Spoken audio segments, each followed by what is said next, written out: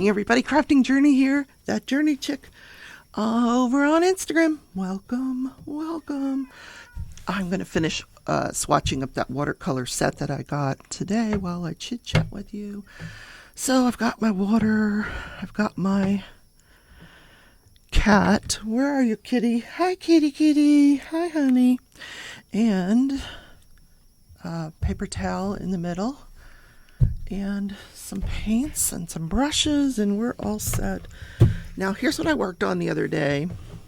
Some of that with you, some of that without you. Well, hello. Hello, come on. I don't know what he wants. Just attention. He slept with me all night. I don't know why he needs attention. Okay. So this is what I swatched during the show the other day, and then I went back, I backtracked and put the name of each color on there. And some of you were kind enough in your comments to point out where I fumbled and painted the wrong one twice. So they're right here. I had painted the wrong one. I had painted one twice. So thank you to that subscriber for pointing that out to me. I appreciate that. Hey, if you ever mess up, just go back and watch the replay, right? So this is where we finished up during the show. Then I started the blues later on. These blues are incredible. Oh my gosh, this turquoise. Amazing. And then this intense blue. Look at this intense blue. And this one here is... It's called Verdian. Oh my God, it's beautiful. So, Hooker's Green. We have Hooker's Green here. Not sure why they're calling it Hooker's Green, but we're going to go with it. So that's where I left off. Yep. I still have one more row of colors. And then after this show today, I'm going to record part 3 of my watercolor instruction class. Yay.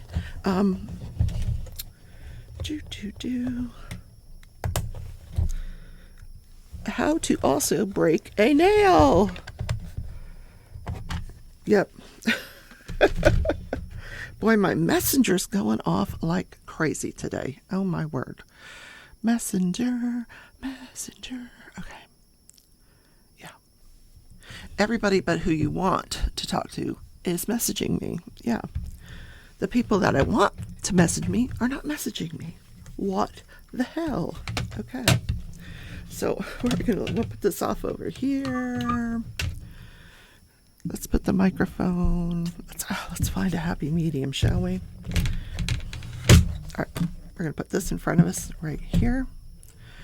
You don't need to see the water. No, because you know it's there. There's our watercolors. Here's our paints. Okay. And I want to use this brush here. Okay. So let's talk about what national day is it? I just have to say, first and foremost, no, I did not do a show yesterday. I was... I'm getting my night and day is all mixed up with the pain. Whenever I'm having that pain, I'm taking a pill and I'm going to sleep. I did go to the doctor yesterday. I did get all of the staples taken out, and the doctor, I did, let them know that, I'm having more pain. And it's mainly when I go to rest that knee. Like if I'm up walking, I'm up walking around. I don't need a cane. I don't need a walker. And when I'm up walking around, it doesn't really hurt. It's just when you get into that bed and things start tightening up, especially at night. Oh, and then the cats want to lay right there. They will not lay anywhere else. I've tried. And they're like, the doctor's like, no, that's completely normal. Do you need more pain medicine? I'm like, I couldn't do this again to them. I just picked up a bottle of pain medicine the other day, so I'm like, no, I've got plenty of pain medicine. So they took out the staples. Holy moly. It was like little ant bites. Pinch. So I tried not to concentrate on it. I was telling her toenail jokes from the YouTube I've been watching that damn toenail stuff. Yeah, I know, I'm a weirdo. So, so they took them out. She put steri strips over them and still does not want me to get this thing wet because there's still some places where the incision is just not dry and together. It's still moist, for that lack of a better word. So she put the steri strips over that. She said leave those on till they fall off. When you take a shower, cover it up. I'm like, oh, again with the covering up. Yeah, okay, will do. And she says, you don't really need to go to physical therapy. She says, Lord, you're walking again already. She says, you're doing fine. So I said, okay, which is fine with me. I hate having to be somewhere at a certain time, so I can tap my foot here and tap my foot there and tap my foot there. Tap my mouse. The only thing that physical therapy has that I don't have is a bicycle. I do wish I could, use the bicycle. Now I have bicycles, but the tires are flat. So what I think I'm going to, she said, just till I see the doctor again. This was the PA that I saw. So when I see the doctor, I imagine he will send me back to physical therapy, especially if I'm still having all this pain. So, hi, Stitch. Oh, no, don't drink that. No. I don't know if that's toxic or not. I expect it's not, but I don't want my cat drinking it. Oh my goodness. Stop. So, hey, look at the paint. Stay out of the water. Come here. You just want to sit there? You want to sit with Mommy? I'm painting. Yeah. Hi. What? I can't pick you up? No? No, I cannot. Everything has to be on his terms. That's what cats are about. I love you, Mom, but this has to be on my terms. And today is National Hairball Day. Cat Hairball Day. Now, this is Stitch. I have Pearl as well. What are they? I've never seen them cough up a hairball. I haven't. They do self-groom each other. No. They do self-groom each other. No, we're not drinking the water. You have water. Stop it. Now he's licking the paint. No. But apparently frequent grooming, if I were to get a brush and groom him, it would cut down on hairballs. But I'm sure they must have them. I've just not seen them. All right, get down. Yeah. Oh, my word. I was going to say maybe he wants to go outside, but his window's open. So, yeah, there he goes. He's like, okay, Mom, bye. See you later, Mom. It's like having children all over again. They've got their little personalities. So on National Hairball Day, think about, using products that reduce hairballs if that is an issue for you and your cats. There are shampoos. Now, I have also never washed my cat because I just don't even know how they would react to that water. I think Pearl likes water, but not Stitch so much. Pearl will actually go into the bathroom where the water is and play in the shower. If you're in the shower, she'll go in there with you. So I guess that would be an opportune time to use the hairball product. I guess. Oh my word. These colors are gorgeous. These are the browns that I'm doing now. The other thing is, there are supplements that you can give your cat to reduce hairballs. But otherwise, they're going to self-groom themselves. And, and they shed. Anything you can do to reduce shedding. And I've got some cute memes I'm going to put up during this segment of the show. So I did start to tell you. So yesterday I did not do a show because my timing was all messed up. So then I'm sitting there in bed watching TV, which seems like all I do anymore. I wasn't even crafting yesterday because now I've got like crafter's elbow, where you get that pain right here. Yeah. So, which means, hey, you're doing too much. So I wasn't crafting, crocheting or loom knitting. So, yeah, so I'm sitting there and I looked at YouTube and they're like, verdict. I'm like, verdict? Verdict on what?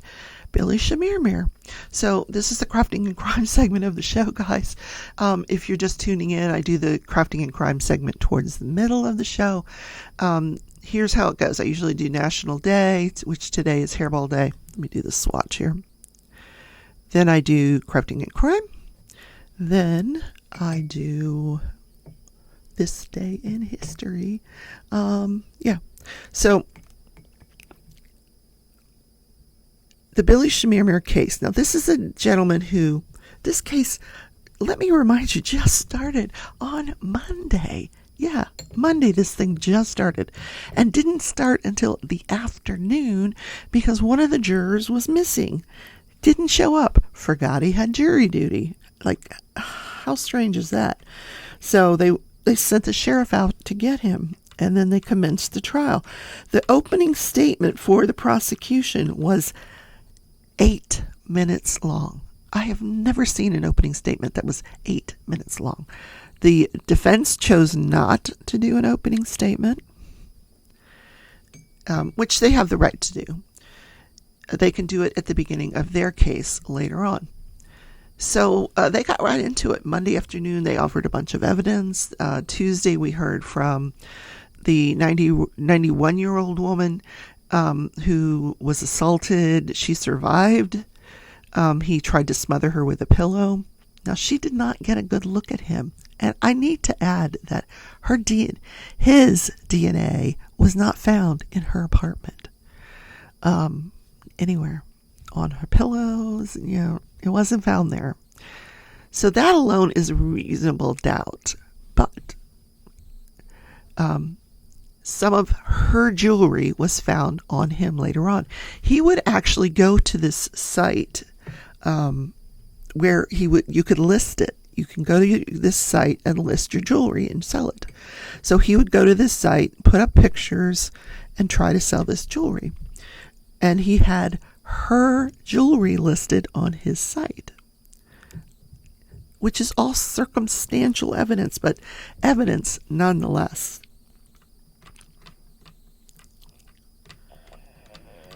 So she survived, and then the very next day, we find out through cell phone records and license plate information what kind of car Billy Shamir is driving and where he's been that day. We find out that the day before he was at the apartment building of the 81-year-old, and that this particular day they were following him around. They were waiting at his residence for him to come home. When he comes home, dumps a bunch of other jewelry in the dumpster. They arrest him for the assault the day before.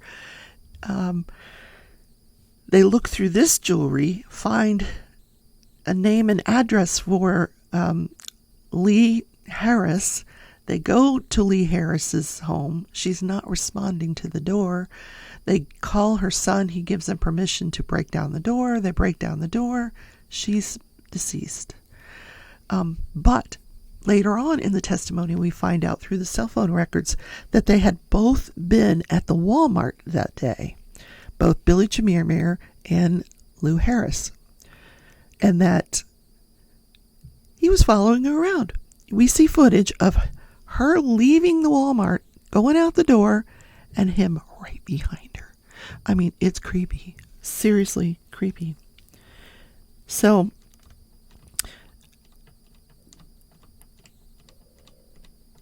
when he's arrested,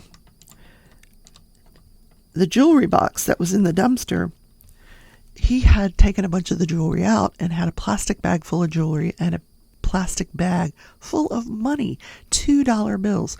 And we know from the testimony of Lou Harris's son-in-law that she collected $2 bills because she would she didn't collect them, but she would order them so she could put them in birthday cards, Christmas cards for all of her relatives. It was just her thing. So that ties him to her murder. So apparently there was one more murder that they were trying to tie him to. This one happened back in January. And originally the family thought it was death by natural causes. They had no, the coroner told them that, she just died of natural causes.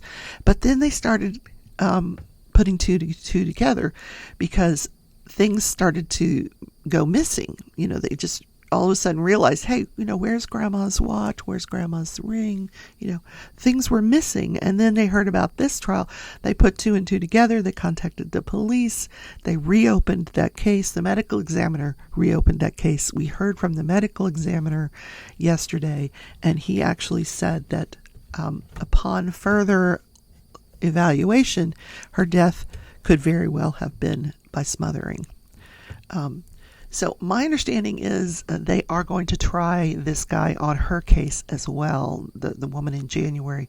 But they also went back and looked at Walmart footage. They found through the cell phone records a time when she was at Walmart, he was at Walmart at the same time, and she is deceased later that day. Any case. So, like I said, I'm sitting in my bed and watching the TV, and I hear verdict. What do you mean there's a verdict? Now, I shouldn't make any excuses, but I had been sleeping off and on and not watching the trial because I've been sleeping. So I turn it on, and it was, again, the oddest thing. The judge gets a piece of paper that says, yes, we have a verdict. And so she brings in the jury. And she, one of the things you're not supposed to do is say the name of the jury. They're never supposed to appear on camera, and you're not supposed to say them by name on camera. So, I don't like this color. I didn't get it dark enough, I don't think.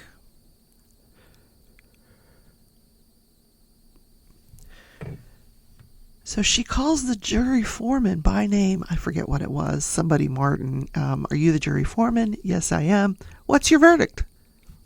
Like, she didn't ask him to hand the verdict to the bailiff or hand it to her clerk, and then her clerk reads it, or the clerk hands it to her and she reads it. She just looks at him and goes, well, what's your verdict? And he goes, guilty. That was it. That was the reading of the verdict. And people in the stands are like going, wait, what? Now, if we back up a little bit, I did go back and I watched the closing arguments. Again, really brief. The defense put on absolutely no case. Following the medical examiner appearing to talk about this second woman where he changed his testimony, where he changed her cause of death to homicide due to pillow smothering, the defense did not put on a case. Nope, no case. Then they did put on a closing arguments where all they did was, I'm like, oh, this is going to be good. Closing arguments, the defense. We're going to get to hear his kid. Nope. All the lawyer did on closing arguments was argue the law. You must find each and every element beyond a reasonable doubt. You can't even get to murder if you don't believe this, that, and the other. So I'm like, oh, okay, interesting. The jury was out 45 minutes. 45 minutes. Yeah. Came back, and that's what, hey, what's your verdict? Guilty. So the judge looks at him, and she says, she excuses the jury, and she says, are you prepared for sentencing? Because we knew that if he was found guilty, it would automatically be life in prison without the possibility of parole because the state had not gone for the death penalty. And there's nothing to, we don't need a pre-sentencing investigation or, because he's not, it is what it is. So he said, yeah. So he stood up and she sentenced him to life in prison without the possibility of parole. And that was the case. I'm like, that was the fastest daggum case I've ever seen. Like 3-day case. Holy moly. But like I said, there are 18 other victims. Just in this one county, my understanding is there's like 5 in another county in Texas where they're waiting to try him on a couple of cases. So he's probably, if not the most prolific serial killer Texas has ever had, he's very close to it, the most prolific. Because he just doesn't look like, he just looks like this little squirt of a man. Like this little guy. He doesn't look intimidating. He's very polite. I don't know. You can't tell a book by its cover, apparently. So he's going to be going to court for a long, long time on all these other cases. And I'm sure we're going to find out a lot more about this guy in the future. So, I'm almost done with this row. Okay, let's talk about this day in history. Well, in 2004, on this day in history, April 29th, they opened the World War II monument. Now, up to this time, there had not been a World War II monument. And these senators, they were at this like pig roast or something, and they're talking, and one of them says to the other, how come we don't have a World War II monument? And he's like, I don't know. So he introduced the bill, and construction started. It passed. Construction started. Congress donated $16 million towards the construction of this beautiful monument, which is in front of the reflection pool between the Washington Monument and the Lincoln Memorial. Now, I have not been to Washington. The last time I was in Washington was much earlier than 2004. It was back in the 80s, like 1983, I think, was the last time I've been in Washington, D.C. So I've not seen this memorial. But it actually took $168 million to complete this thing. Much of it through private donations. And many, many veterans never lived to see it. I mean, it was World War II. They were dying at a rate of like 1,000 a month. So, but the memorial itself memorializes, there's 400 stars on this memorial, and each star represents 100 dead. So is that 100 dead? I mean, or I don't know. Let me get my, anything that has to do with numbers and math, and I'm not so sure. Hold on. Oh my goodness. Okay. How about everybody writing to me? All right. I'll write you back in a minute. Hold on. All right. Let's find it. It's a beautiful memorial. It really, really is. And two of the very vocal proponents for this memorial were Tom Hanks and Senator Bob Dole from Kansas here. He passed away recently. Yep. Okay. I'm sorry. Let's go back with the math. 4,000 gold stars, each one representing 100 Americans that were killed in the war. So I don't even know what that is. 4,000 times 100. What's that? 40,000? 400? I don't know. I don't do math. And it's not funny. I'm sorry. I laugh at the most inappropriate times. And sometimes I'm sorry about that. And sometimes I'm not. Anyway. But it's there. It's beautiful. You can go see where Grandpa fought in the war. Like my grandfather was in World War II. He is not around anymore. But it took them that long to finish the thing, until 2004 when they could get it open. Yep. So that is the show for today. It is kind of short. I will find another trial to cover next week. I will put out another watercolor lesson. Finish up this swatching that we're doing here. Actually, I'm almost done with it. I can just hang on and we'll finish it up together. I have 3 more to go. We can chit chat for 3 more. Hey, if you didn't hit that like button today, don't forget to hit the like button. I have been bugging him all week to make banana bread. And he's like, I'm not a cook. I'm not. Ask your sister. I'm not. But you're the like button. You can do anything. I'm doing the blacks now. Did you know there were so many different kinds of blacks? So don't forget to hit the like button. Don't forget also the notification bell, because sometimes I just throw out videos randomly. And I've got this one brewing in my head. It's one of those like where I've got two little like an angel and a devil sitting on my shoulder, and the devil's going, do it, put the video out. And the angel's going, don't do it, don't do it, do it, don't do it, do it, don't do it. No. So, I don't know which one of those little characters on my shoulder is going to win. Okay. All right, let's do the rest. Let's get this done here. I think the last one is a black. And we know what black looks like. Well, I thought I did. Apparently there's more than one color black. Isn't that interesting? There's like a gray black and a black. 4 different colors of black. Holy moly. All right. So then after I get all these swatched out, I'll go back and label them with the color, what they call the color. And these are pretty universal through watercolor painting. These colors like cadmium, and they even the watercolor books will mention these colors by the particular names that this company and other companies. Apparently, it's like DMC colors. They have their particular colors names. Okay, one more black. Let's see. This should be like midnight black, right? Midnight black. Let's see. Okay. Ooh, yes. I'm going to show you. Oh my God, gorgeous. Look at the different color blacks. This one is midnight black. These other 3 are black as well. So this is what we did during the show today. We did one more page. Let me show it to you.